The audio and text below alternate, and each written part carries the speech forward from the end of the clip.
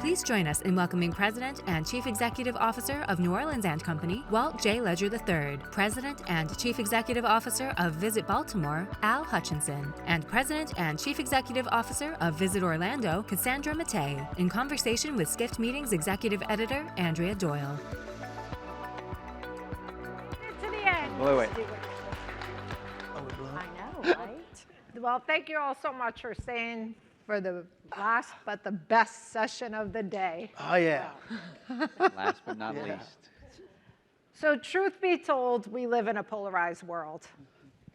As meeting professionals and association planners, not only must you worry about destinations, venues, its accessibility, its affordability, but also if its politics, if its safety issues align with the values of your group.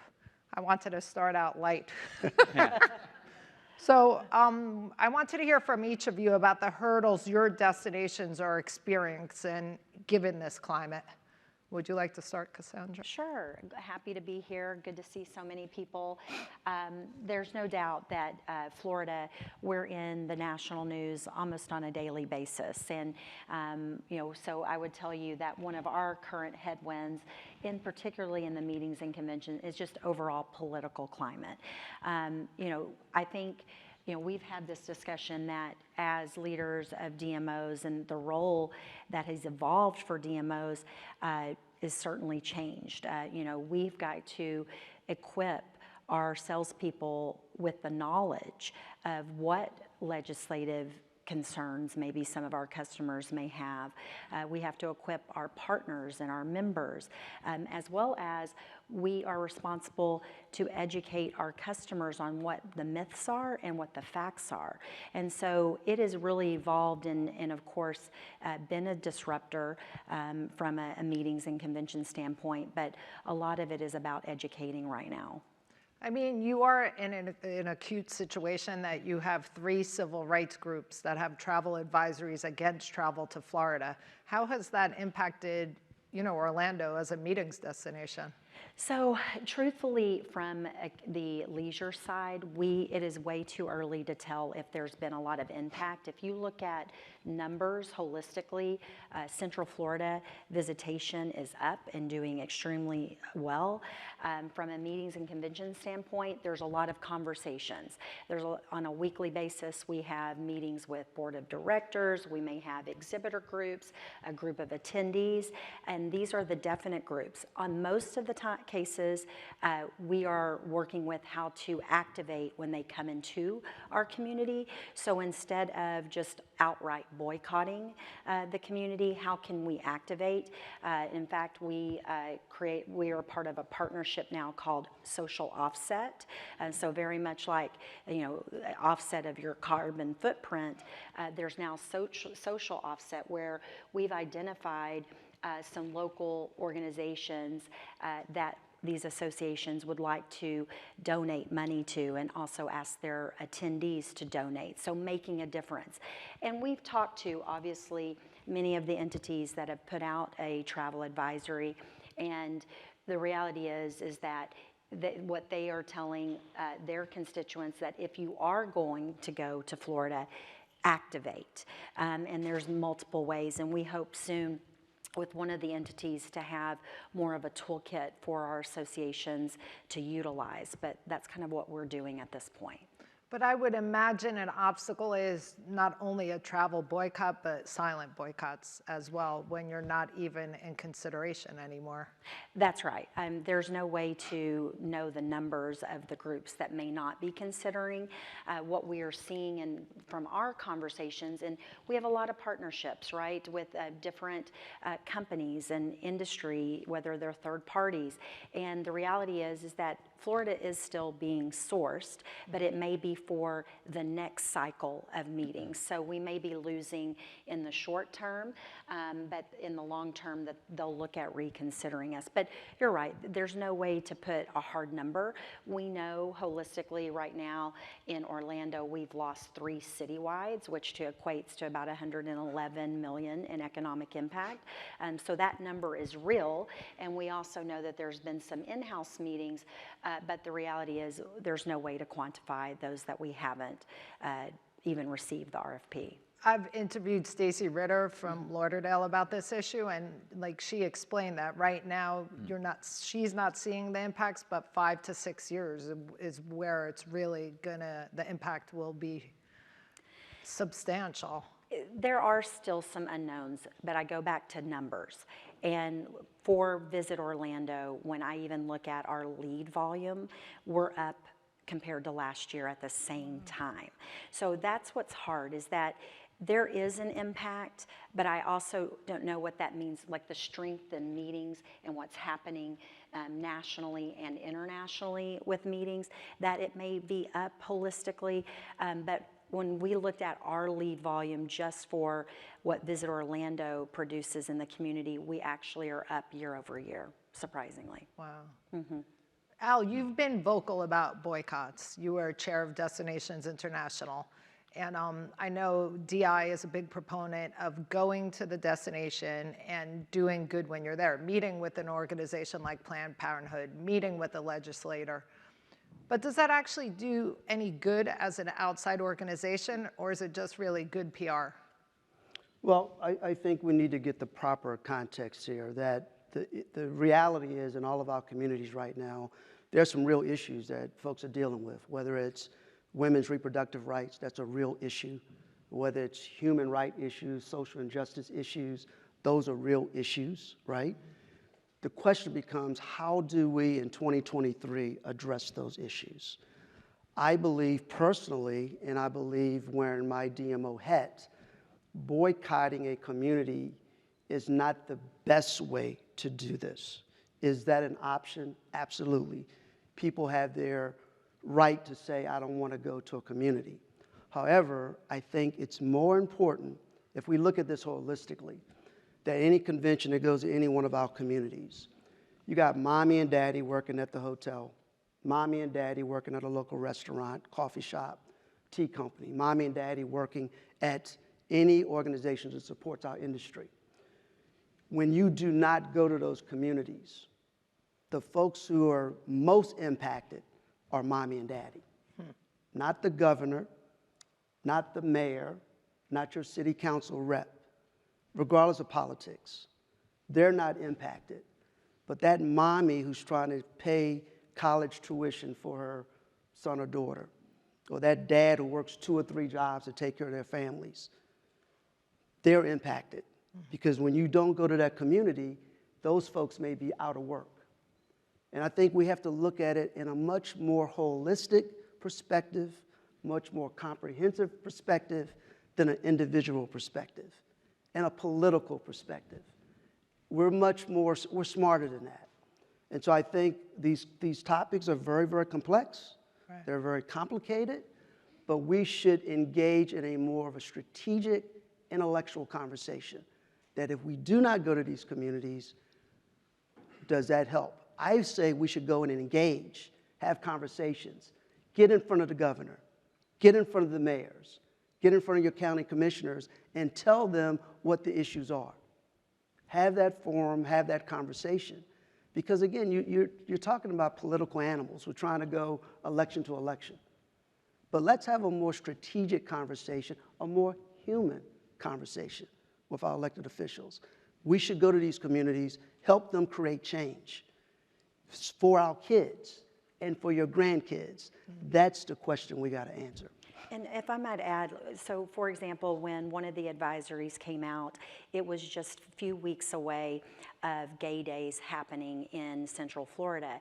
And Gay Days started in 1991. And so actually the advisory hurt its own community. And so we actually got our LGBTQ plus community together, the businesses, and we stood side by side. We have a joint statement, not only with the Pride Chamber, the African American Chamber, the Hispanic Chamber, as well as local leaders, because the reality is, to your point, you're actually hurting those that you're actually trying to help.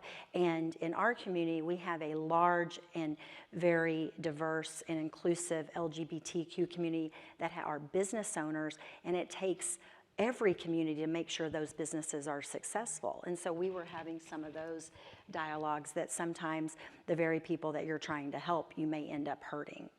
Right. So Walt, Al just said how it's important to go to the community, chat with the legislators. I was interested to learn you were a legislator yourself in Louisiana. How much change can a meeting group make by, if the politics don't align, if they go to that destination and they meet with government officials, can they actually make some sort of change? So I did serve 12 years in the Louisiana legislature. I was term limited in 2020 and joined the travel industry in New Orleans and Company. So I have been, I got out when the getting was good.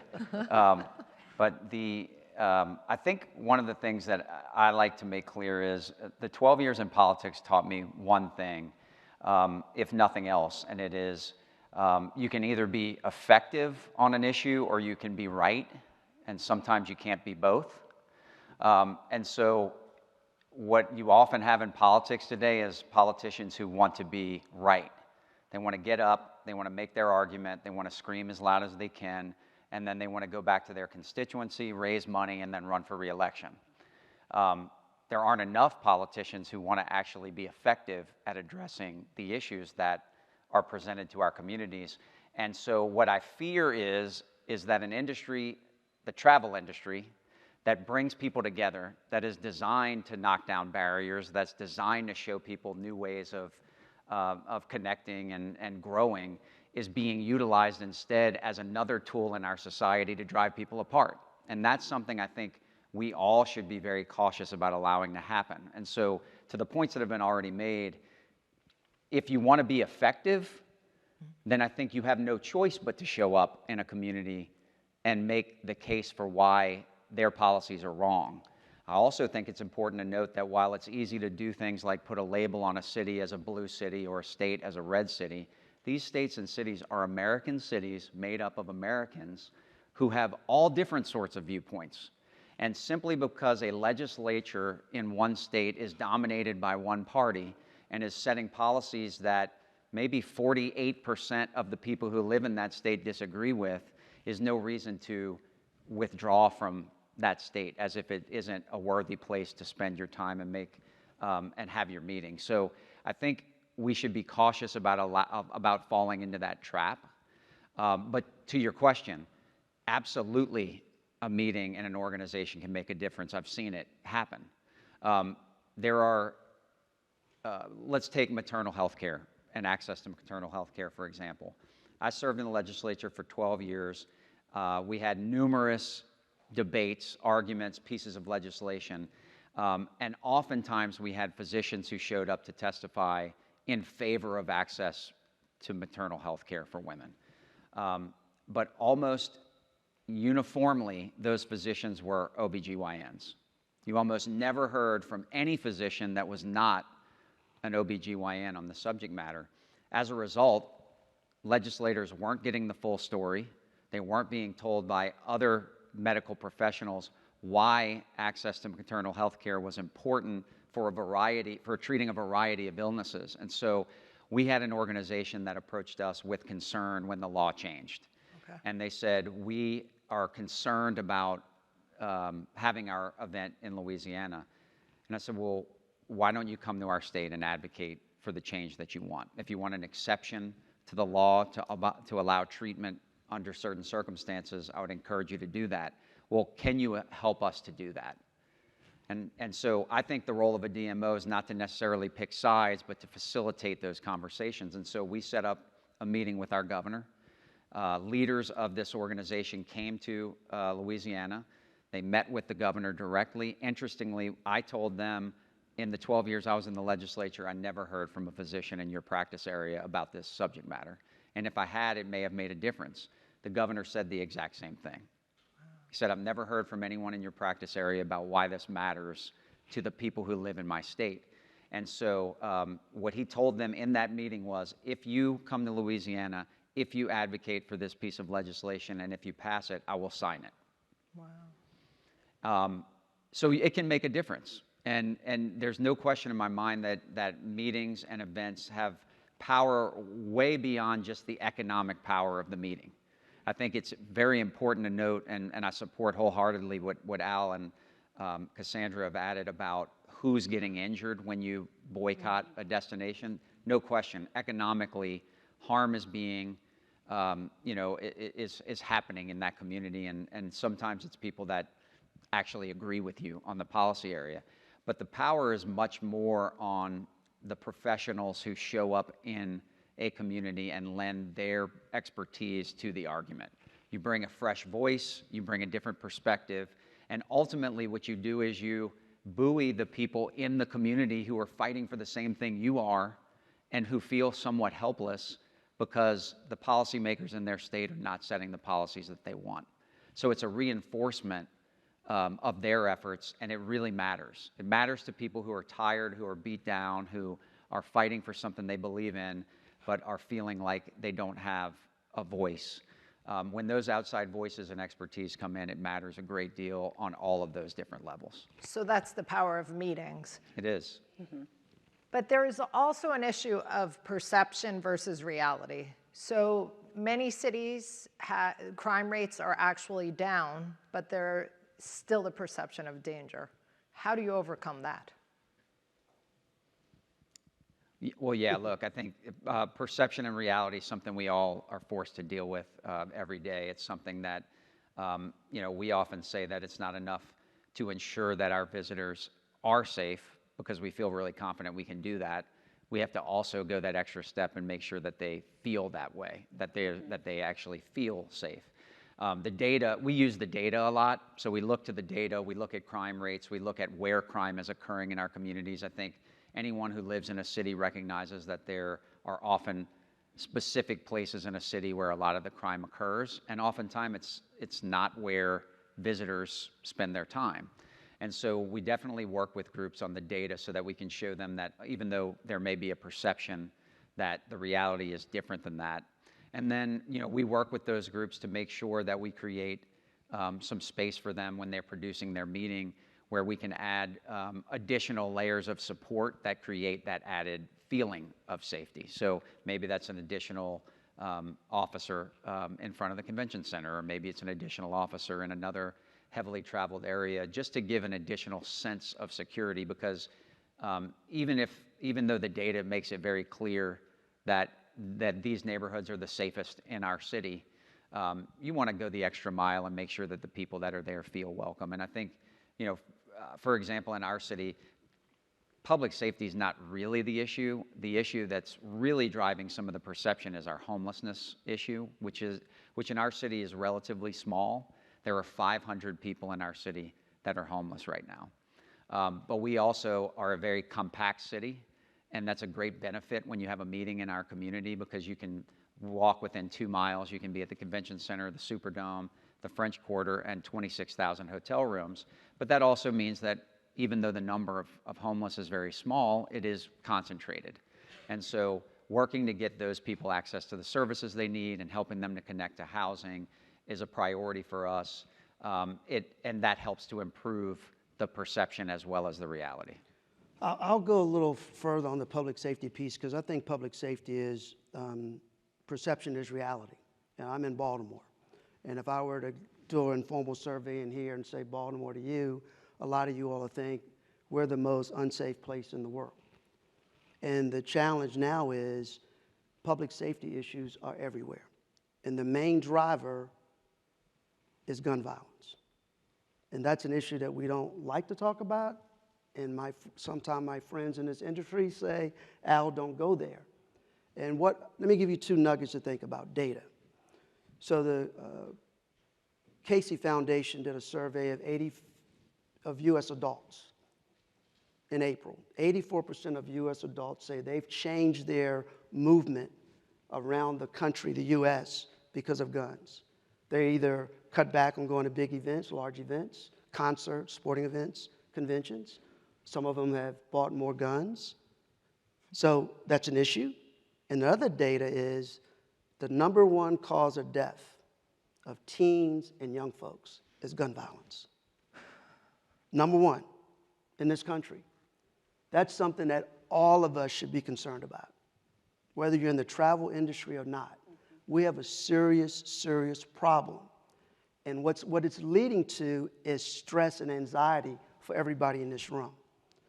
That's what we have to have a clear conversation on. And we need to be the organization and industry that should be at the table having a conversation with our local electeds, with our state electeds, and with our federal electeds.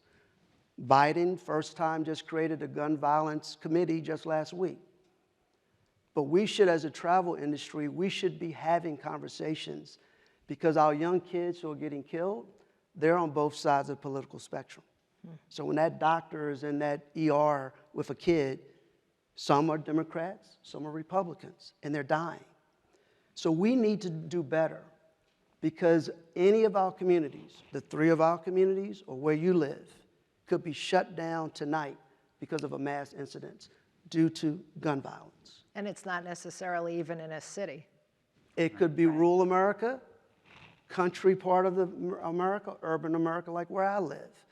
I'm just advocating we should have a conversation. We should be at the table from a travel perspective because it does impact us.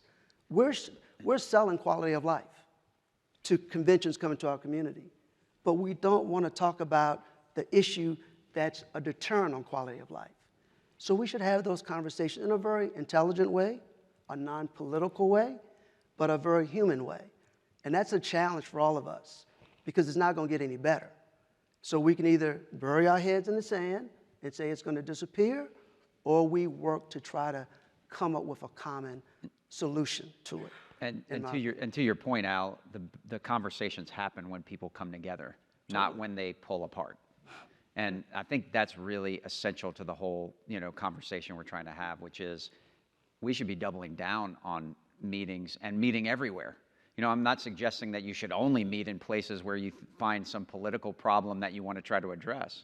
I think we should just continue to meet everywhere across our country and make sure that we don't allow this to become a thing where I choose to meet only in places where there's agreement on issues. It should be, we certainly should meet there, but we should also meet elsewhere, and we should continue these conversations when they're important to the association, when they make sense. Right, Casandra?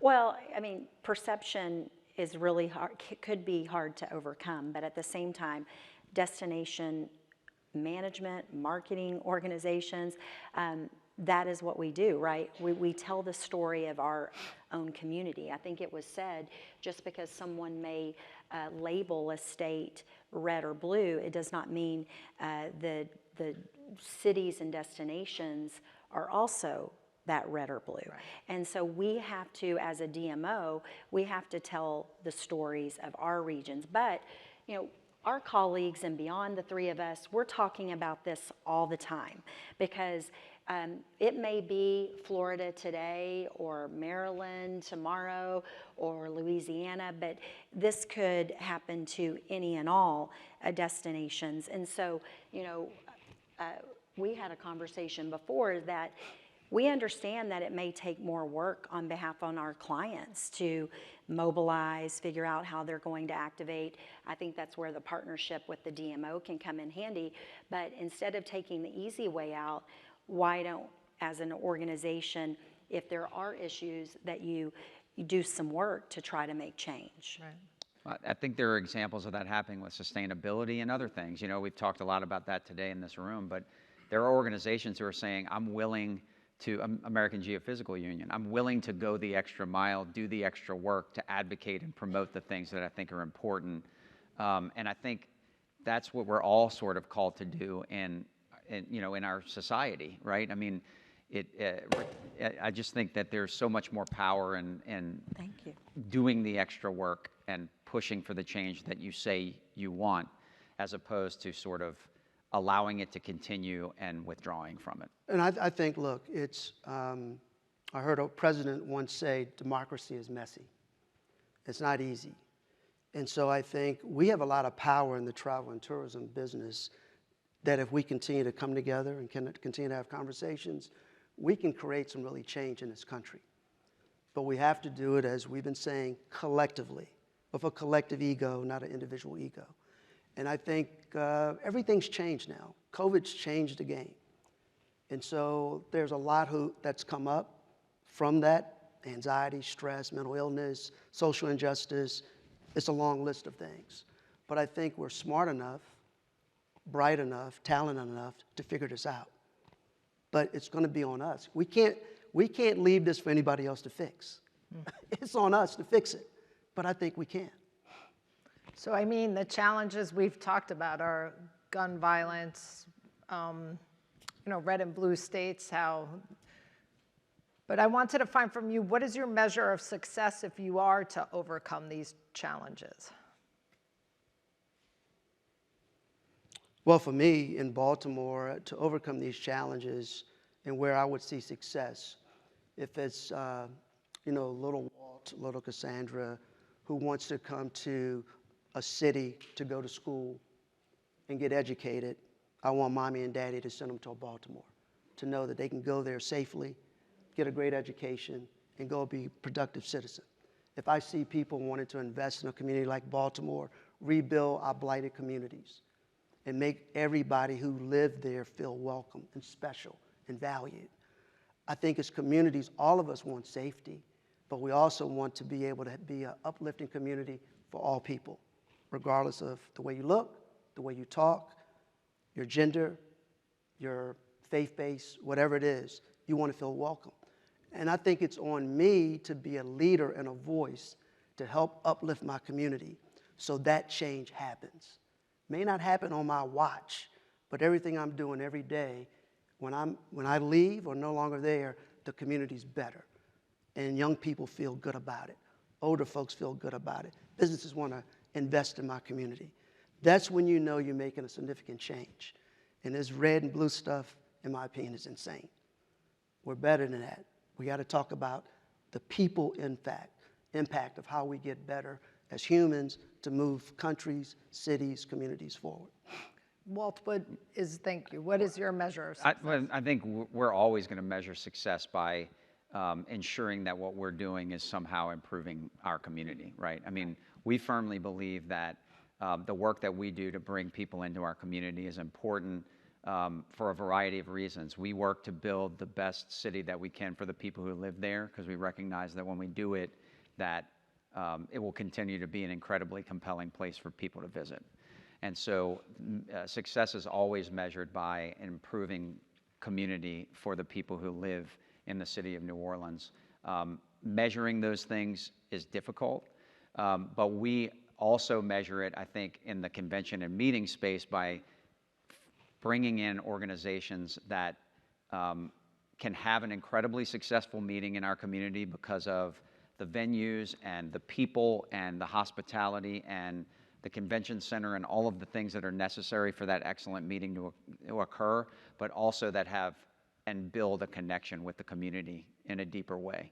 So, for example, it's really meaningful when organizations that are working in resiliency and in coastal restoration and protection efforts are in our community, because it means a lot more to us than it maybe means in other places.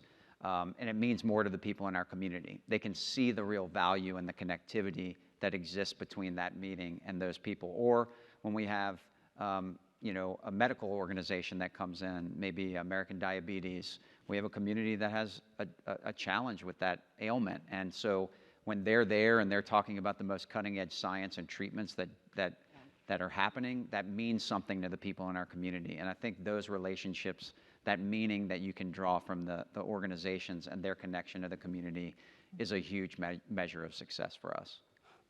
And Casandra, what would be your measure of success if you overcame these challenges? I think this is a big conversation, right? And why do we do what we do? And whatever piece of your pie of the industry that you all serve, it goes for the greater good. And I often talk to our team is that even though you are focused on your part of our organization, it's for the good of this community. I had an opportunity to welcome a citywide convention just a day ago and told them, I said, you may not realize this, your one meeting is valued at $51 million economic impact to this community. And we had line staff and said, because of you, these people are employed this week. Because of you, I mean, you're helping enhancing the quality of life of our general community, not to mention the amount of groups that come in and do charitable work and donate their time and their talent and their efforts.